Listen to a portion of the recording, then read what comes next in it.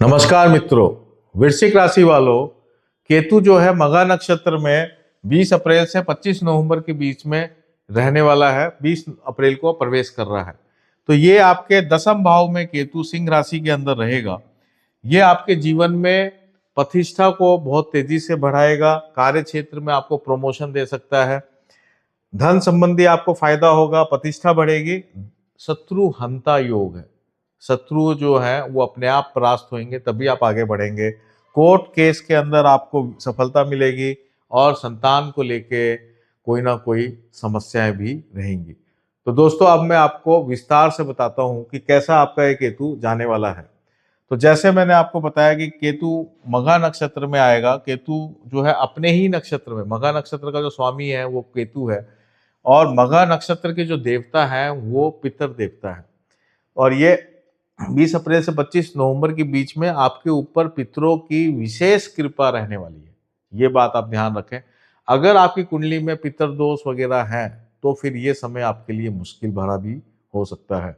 इस समय पितरों से संबंधित कोई भी किया गया उपाय विशेष लाभदायक होगा और आपके क्योंकि दसम भाव में है तो जीवन में हर प्रकार की प्रतिष्ठा देना, धन लाभ देना, ये मिलेगा ही मिलेगा। सिंह राशि का केतु हमेशा व्यक्ति, क्योंकि सिंह राशि जो होती है ये बहुत पावरफुल राशि होती है और केतु झंडा होता है। तो आप लोग आपको एक तरह से ब्रांड माने, लोग आपको ये माने कि ये व्यक्ति जो है बहुत ही प्रतिष्ठित है। ये पूरे सीन इसके अंदर बनाता है। अब मैं आपको सप्त सलाह का चक्कर के अनुसार बताऊंगा कि कैसा ये रिजल्ट आपका केतु का जाने वाला है। सप्त सलाह का चक्कर सर्वतोभद्र चक्र की एक टेक्निक है। इसमें केतु मघा नक्षत्र के अंदर है, जो मैं अभी अपन बात कर ही चुके हैं, और इस पे 3 नक्षत्रों की दृष्टि है। अश्लेषा नक्षत्र, भरणी नक्षत्र और श्रवण नक्षत्र। तो अश्लेषा नक्षत्र जो है इसकी विशेष दृष्टि होती है क्योंकि केतु वक्री है। अब अश्लेषा नक्षत्र में 3 ग्रहों का ट्रांजिट होने वाला है। बुध का ट्रांजिट होगा, गुरु का ट्रांजिट होगा, मंगल का ट्रांजिट होगा। ये 3 ग्रहों के ट्रांजिट से मैं आपको 3 प्रिडिक्शन दे रहा हूं। तो सबसे पहले बुध की ट्रांजिट की बात कर लेते हैं। बुध का जो ट्रांजिट है वो 8 अगस्त से 16 अगस्त, ये डेट नोट कर लीजिए, ये मेरी फर्स्ट प्रिडिक्शन है। 8 अगस्त से 16 अगस्त, 8 अगस्त टू 16 अगस्त। इस समय बुध का विशेष प्रभाव केतु के ऊपर रहने वाला है। तो इस समय क्या होगा? इस समय आपकी यात्राएं होंगी। सबसे पहली बात है कि इस समय यात्राएं बहुत होंगी। केतु बुध जो है 9th हाउस में आने वाला है और ये यात्राएं आपकी लाभदायक होंगी। आपके करियर को लेके कुछ ना कुछ बेनिफिट देने वाला है। इसके अलावा आपके कार्य क्षेत्र में आपको प्रमोशन मिलेगा, फाइनेंशियल बेनिफिट्स होंगे। ये बात बुध अश्लेषा नक्षत्र में है जब होने वाला है।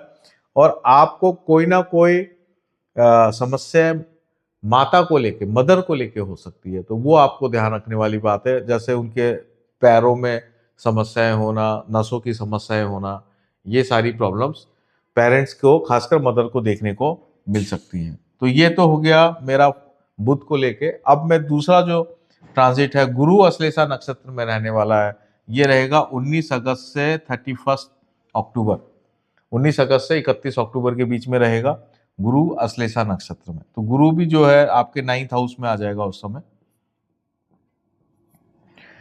तो गुरुदेव जब 9th हाउस में आएंगे तो ये आपकी भाग्य की एक्सट्रीम लेवल पे वृद्धि करेंगे। संतान को लेके बेनिफिट्स देंगे। अगर किसी को संतान नहीं हो रही है तो इस समय संतान आराम से हो जाएगी।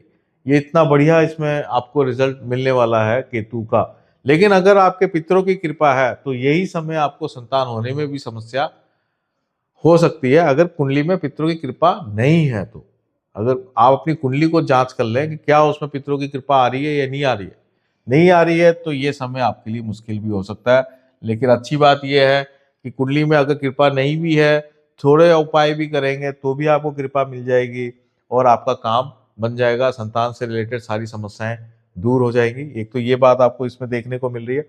इसके अलावा आपको ये समय अगेन प्रमोशन और संपत्ति का मिलना, ये दोनों फायदे आपको गुरु भगवान देके आएंगे। तो ये मेरी सेकंड प्रिडिक्शन पूरी हुई।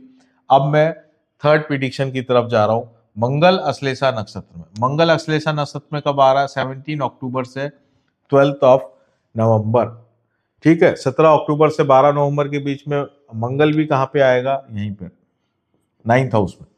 तो ये आपको क्या बता रहा है, ये शत्रु हंता योग बता रहा है। इस समय आपके जो भी शत्रु है वो अपने आप परास्त हो जाएंगे, आपको कोई प्रयास करने की जरूरत नहीं है, आपकी प्रतिष्ठा अपने आप राइज करेगी। अगर आपको ऐसा लगता है कि प्रमोशंस नहीं मिल रहे हैं, कोई ना कोई प्रॉब्लम्स आ रहे हैं, तो इस समय आपको आराम से मिल जाएंगे। आपका करियर पॉइंट ऑफ व्यू से ये one of the best time है। और कोई भी कोर्ट केस में पहले से विवाद चल रहा हो, उस समय इस समय आपको सफलता मिल जाए 17 अक्टूबर से 12 नवंबर के बीच में, तो उसकी बहुत ही अच्छी संभावनाएं बनी हुई है। तो दोस्तों ये था तीनों ग्रहों का गोचर अश्लेषा नक्षत्र पे जिसका प्रभाव पड़ेगा। लाल किताब में भी केतु को कुर्सी माना है और जिसकी 3 टांगे हैं, 3 लेग्स की कुर्सी, और जो 3 लेग है वो यही है, गुरु मंगल और बुध। तो ये गुरु मंगल बुध का ऐसा संयोग बना है इस पूरे गोचर के अंदर, सब सलाह का चक्कर के अनुसार, कि यही चीज, मतलब ये तीनों ग्रह को बिना आप केतु को जज नहीं कर सकते, गुरु मंगल और बुध के बिना, ये लाल किताब बोलती है। और यही चीज अश्लेषा नक्षत्र में तीनों ग्रहों का अश्लेषा नक्षत्र में इसका ट्रांजिट है। तो देखिए आप कितना शानदार संयोग बना है। तो अब मैं आपको उपाय बता रहा हूं। उपाय में सबसे पहला जो उपाय है जो आपको बिल्कुल करना चाहिए वो ये है कि एक लाल किताब का उपाय बता रहा हूं कि चांदी की डिब्बी ले और उसमें शहद भर के आप अपने घर में रख लें। ये है तो महंगा उपाय है क्योंकि अब चांदी महंगी हो गई है, पहले चांदी इतनी महंगी नहीं थी। तो ये आप कर सकते हैं। इससे जो संतान से रिलेटेड कोई प्रॉब्लम है तो वो थोड़ी सॉल्व होगी, पितृ लोगों की थोड़ी शांति होगी। दूसरा उपाय ये है कि कंबल, 2 रंग का कंबल आप मंदिर में दें। देखिए केतु अगर 10th हाउस में होता है तो 2nd हाउस का भी इसका प्रभाव होता है।